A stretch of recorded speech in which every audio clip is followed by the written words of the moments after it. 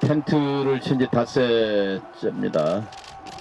작년 12월 3일 이곳에서 선거제 개혁을 내걸고 작년에 천막을 친 지 꼭 365일째입니다. 1년 동안 많이 왔습니다만 또 마지막 돌출 장애물들이 심상치 않습니다. 다시 한번 힘을 모아서 이 개혁의 장애물들을 돌파해야 합니다.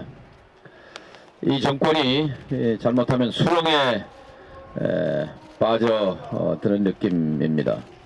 읍참마속의 정신으로 다시 개혁의 초심으로 돌아가는 것만이 국민적 신뢰를 회복하는 길일 것입니다. 날씨는 추워지고 장사는 안되고 아들딸 취직은 못하고 있고 심란하기 짝이 없는 국민들 입장에서 어지러운 정치판을 바라보는 것은 참 고통스러운 일입니다. 정치가, 국회가 국민의 삶을 걱정하는 대신 생업에 바쁜 국민들이 정치를 쳐다보면서 한숨을 쉬어야 하는 이 현실이 몹시 부끄럽습니다. 민주평화당, 저희들이 민주평화당의 기치 아래 모인 지 2년이 돼갑니다. 강령 1조, 정치를 바꿔야, 이 싸움판 양당제를 바꿔야 온건 다당제로 합의주의, 합의민주주의로 바꿔갈 때 국민에게 희망이 생긴다는 그런 신조 아래 민주평화당 창당 이래 정치개혁의 길을 오롯이 걸어왔습니다. 그리고 이제 12월 막바지 국회, 우리는 선거제 개혁에 관해서 비상행동에 나서고 있습니다. 패스트트랙을 저지하기 위한 보수 자유한국당, 보수라기보다는 수구 세력에 가깝습니다.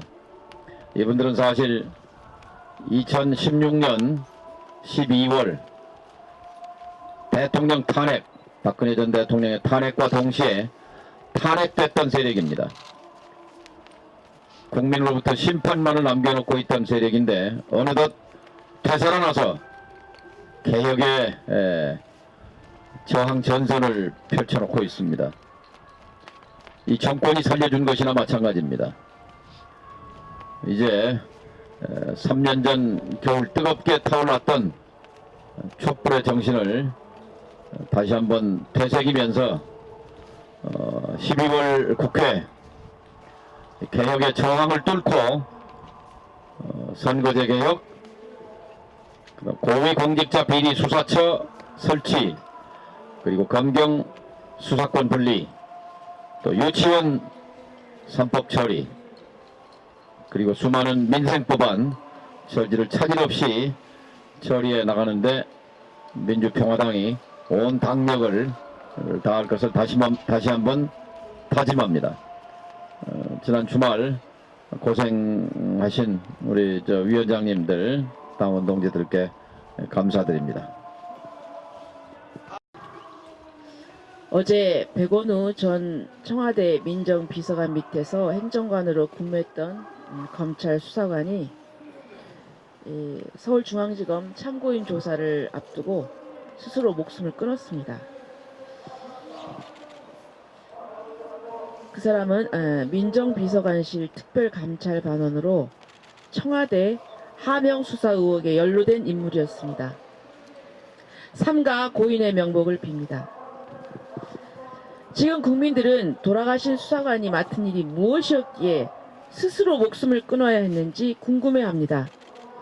돌아가신 수사관이 청와대에 근무할 당시 민정수석실은 검찰과 경찰 등에서 파견받은 15명의 특별감찰반원을 반부패 비서관실에 9명, 민정비서관실에 6명 배치했습니다. 민정비서관실에 배치된 특감반 6명 가운데 2명에게 백원우 전 민정비서관이 어떤 일을 지시했는가가 이 사건의 핵심입니다. 이와 관련해서 두 가지 언론 보도를 주목할 필요가 있습니다. 11월 28일 한국경제신문은 지방선거를 앞둔 작년 3월 30일 자유한국당이 조진래 창원시장 후보 공천을 발표하자마자 경남지방경찰청이 조 후보의 채용비리 의혹을 수사 중이라며 소환을 통보한 사건을 김기현 울산시장 수사 사건의 판박이라고 지적하고 있습니다. 창원시장 선거에서도 조진래 후보는 낙선하고 더불어민주당 허성무 후보가 당선됐습니다. 다른 하나는 2019년 1월 14일 시사저널 기사입니다. 시사저널은 검찰 출신 특감반 직원의 입을 빌어서 민정실 산하의 한 비서관실에 모든 권한이 집중되어 있다. 민정수석도 아닌 한 비서관이 전체 비서실을 좌지우지한다. 이 비서관은 전체 민정수석실 수사관들에게 문자를 보내기도 한다. 밖에서 보면 특감반이 대단해 보일지 몰라도 실상은 빈수레에 불과했다. 모든 정보를 한 곳에서 관리했다고 보면 된다고 보도했습니다. 모든 정보를 관리한 비서관이 누구일지는 짐작이 갑니다. 시사저널은 문제가 터졌을 때 모든 책임을 정보관 개인에게 떠넘기는 행태는 박근혜 정부나 문재인 정부나 마찬가지라는 지적도 했습니다.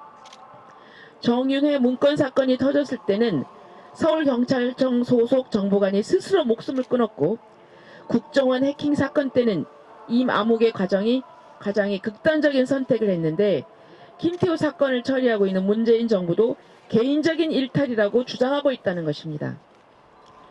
청와대 파견 정보관들에게 불법 활동을 지시하고 문제가 드러나면 목숨을 끊는 이 비극이 언제까지 되풀이되어야 하는지 답답하고 안타까울 따름입니다. 사람이 죽었습니다. 이제 백원우 전 비서관이 이 죽음에 대해서 답을 해야 할 차례입니다. 정기국회 종료일이 10일인데 국회가 멈춰 있습니다. 20대 국회에서 마지막으로 통과시켜야 할 법안들이 쌓여 있습니다. 199개 안건의 필리버스터를 신청해서 국회를 멈춰버린 자유한국당은 모든 국회의원들의 업무를 방해하고 있습니다. 선거법 개정 협상에서 목리를 부리고 자신들로 인해 벌어진 패스트트랙을 방해한다고 국회에서 폭력을 행사하고 이제는 아예 국회를 멈춰버린 자유한국당은 대한민국의 민폐 정당이 되었습니다. 자유한국당이 4+1 동조체를 부추기고 있습니다. 자유한국당이 제1야당답게 국회 운영에 책임감을 갖기를 고대합니다. 이상입니다.